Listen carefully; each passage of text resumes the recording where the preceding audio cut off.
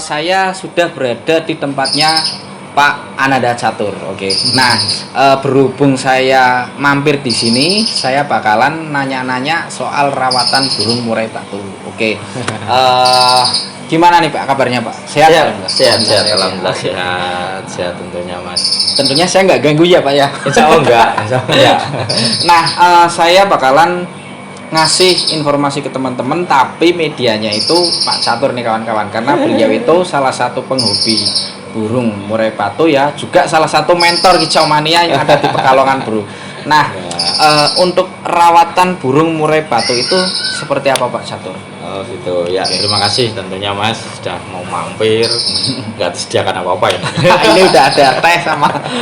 Oke. Ya, jadi secara gambaran umum perawatan murai batu itu tentunya teman-teman pasti sedikit banyak sudah mengetahui. Ya. Cuman kalau menurut versi saya dalam alur tahapan murai batu itu ada beberapa tahapan yang memang harus benar-benar menjadi patokan awal. Jadi itu yang kita terapkan di sini di Prospek Murai Smart Mastering and School tentunya. Jadi di kita itu ada tahapan awal di mana di 1 bulan pertama sewaktu burung masuk di sini itu kita adakan observasi terkait dengan karakter burung. Jadi kira-kira karakter burung ini itu lebih dominannya ke alur yang memang ibaratnya punya tipe yang seperti apa. Jadi secara gambaran umum aja biasanya kualifikasi pembedaan atau mungkin kualifikasi penggolongannya itu jauh lebih pada tingkatan basic karakter pada perilaku burung. Biasanya karena burung ini dicetak dari kualitas indukan yang berbeda-beda, ada yang karakternya lebih jinak, ada yang karakternya lebih keras, istilahnya agak kurang jinak istilahnya kalau dalam bahasa Giras ya Mas istilahnya. Nah ini nanti kita klasifikasi secara karakter dulu. Di bulan kedua setelah burung sudah menyesuaikan alur perawatan dari perawat yang ada di sini, nanti kita klasifikasi lagi ke alur di mana burung ini punya dominasi lagu yang memang menjadi dasar atau basic untuk bisa kita olah. Karena terus terang pemasteran yang pertama kalau menurut versi saya itu karena dia itu dicetak dari indukan dan visualisasi pertama yang didengarkan adalah sang induk, berarti secara tidak langsung lagu dari sang induk ini pasti nanti lebih diserap. Nah, secara perjalanan dengan alur perawatan nanti kita berikan asupan pemasteran itu yang memang lagu yang lebih dominan bisa lebih diserap lebih cepat pada siswa atau pada burung kroto. Nah, dengan seperti itu nanti kita bisa mengklasifikasi alur burung ini itu lebih dominan punya karakter tipe teknik suara yang seperti apa. Jadi ini yang paling harus kita kaji. Di bulan ketiga nanti kita alurkan ke pembentukan visi dengan alur yang memang benar-benar sesuai, mungkin dengan pembelajaran pengumbaran atau mungkin dengan konsep penjemuran yang kontinu, sekalipun mungkin itu kita harus menunggu dengan perkembangan burung. Sewaktu burung sudah mutasi dan memang sudah menuju ke dewasa, berarti kebutuhan itu harus terpenuhi ya. Dan untuk perawatan berikutnya di bulan keempat nanti kita akan lanjutkan ke pembentukan mental pada burung. Itu gambaran umum. Jadi yang paling dominan kalau saya boleh memberikan tip sedikit kepada teman-teman, harusnya mungkin dari apa yang kita rangkai bisa diadopsi, artinya mungkin dirawat di rumah. Itu tadi lebih kita pahami karakternya, lebih kita berikan asupan nutrisi yang baik dan sebagainya. Setelah itu proses pemasteran, berikutnya adalah pembentukan fisik dan mental. Intinya seperti itu. Nah ini sekarang untuk rawatan harian burung menjelang lomba kiranya seperti apa Pak? Kalau menurut Pak Catur? Versinya tentunya dari masing-masing karakter burung pasti punya kriteria masing-masing. Jadi tidak bisa disamaratakan. Nah, ibaratnya gini Mas, pahami dulu, kenali dulu materi yang teman-teman ini punya. Sewaktu sudah dipahami, sewaktu sudah dipelajari, pasti nanti akan menemukan subjek di mana burung itu akan menemukan alur yang memang diharapkan. Jadi tidak bisa untuk disamaratakan antara burung satu dengan burung yang lainnya, ini nggak bisa disamaratakan karena burung pasti punya basic, punya karakter masing-masing. Tapi untuk versi saya terhadap alur burung sewaktu mau dilombakan itu kalau menurut saya jaga burung untuk selalu dalam kondisi fit, dalam kondisi sehat. Ya. Baru sewaktu burung dalam kondisi sehat, burung mampu dioptimalkan ke alur setting ke lapangan dengan optimal. Karena sewaktu burung itu sehat, tentunya pasti dari segi suara tentunya juga bagus, dari segi fisik juga bagus, dari mental juga bagus. Jadi semua faktor itu menunjang kalau sudah di lapangan. Jadi dari A sampai Z-nya burung itu pasti sudah harus terpenuhi. Jadi nggak bisa sebagian-sebagian. Misalnya kalau dia volumenya bagus tapi fisiknya kurang, tentunya pasti nanti akan menghambat laju potensi prestasi pada burung. Intinya seperti itu ya Mas ya.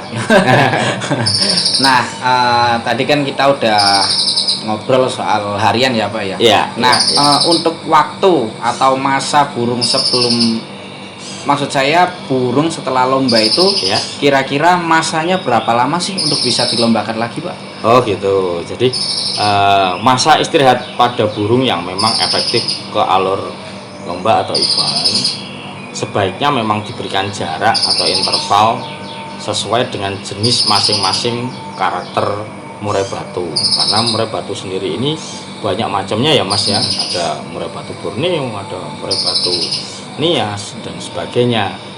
Tentunya karena murai batu ini burung petarung, burung yang punya mental tarung Ya.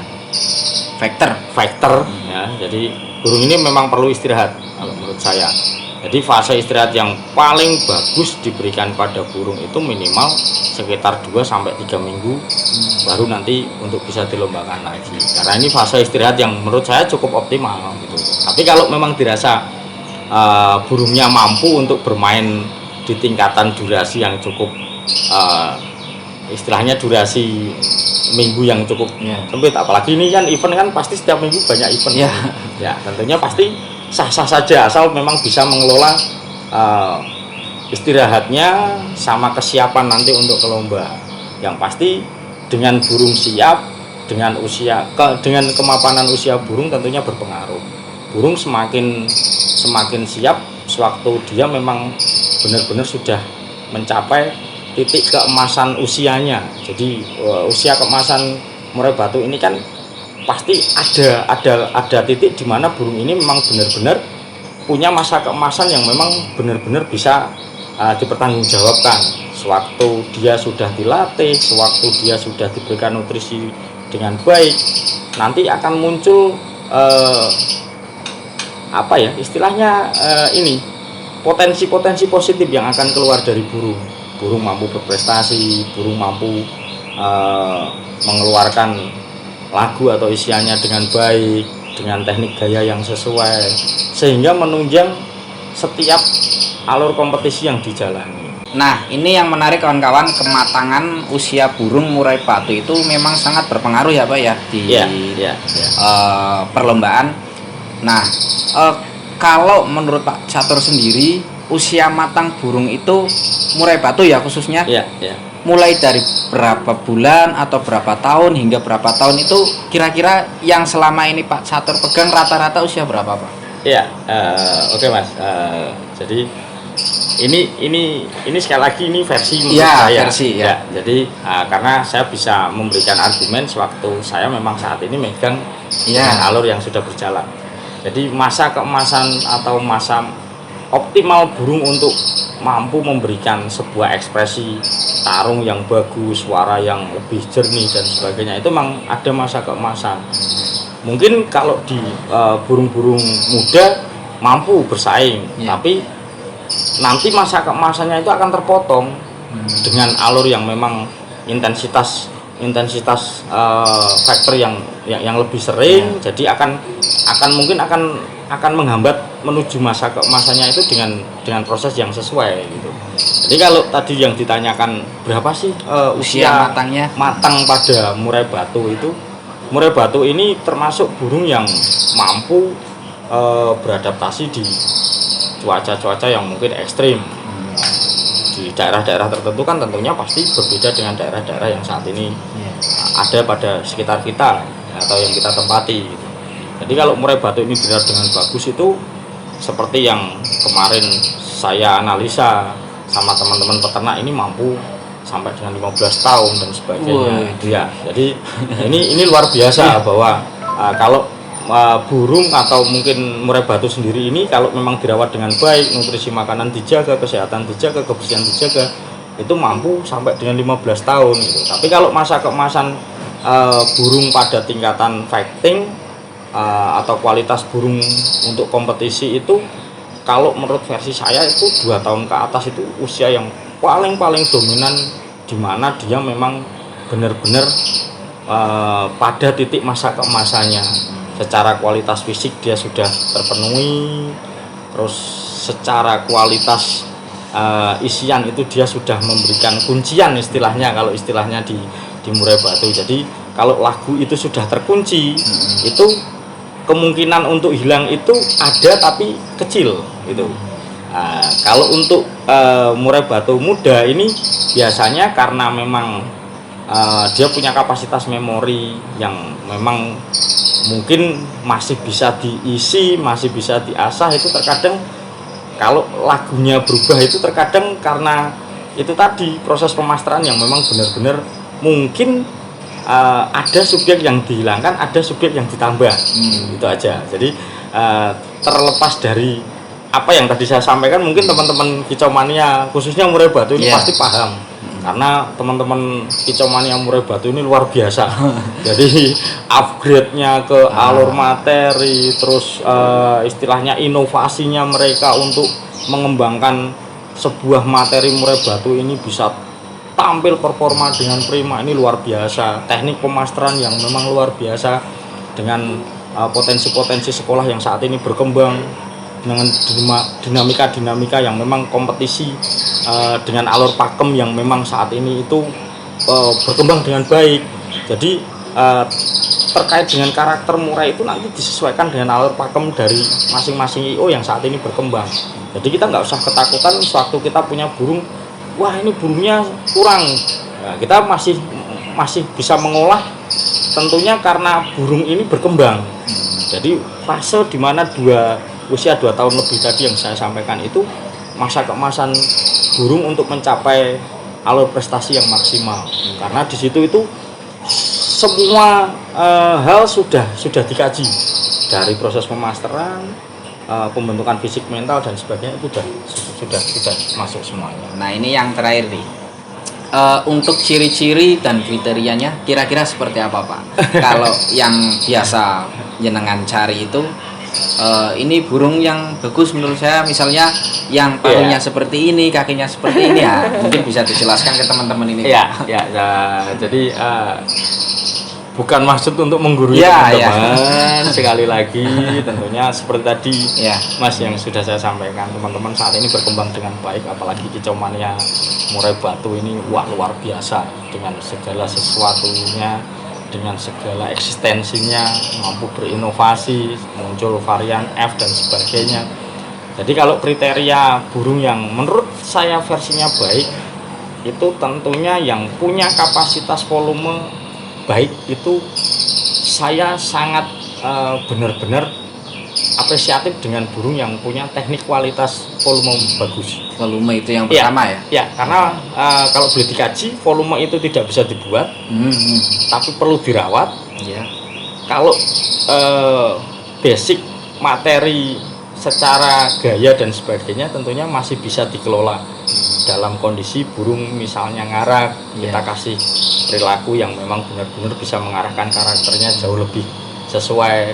Tapi kalau basic konsonan volume ini nggak bisa dibuat, ini sudah bawaan tentunya.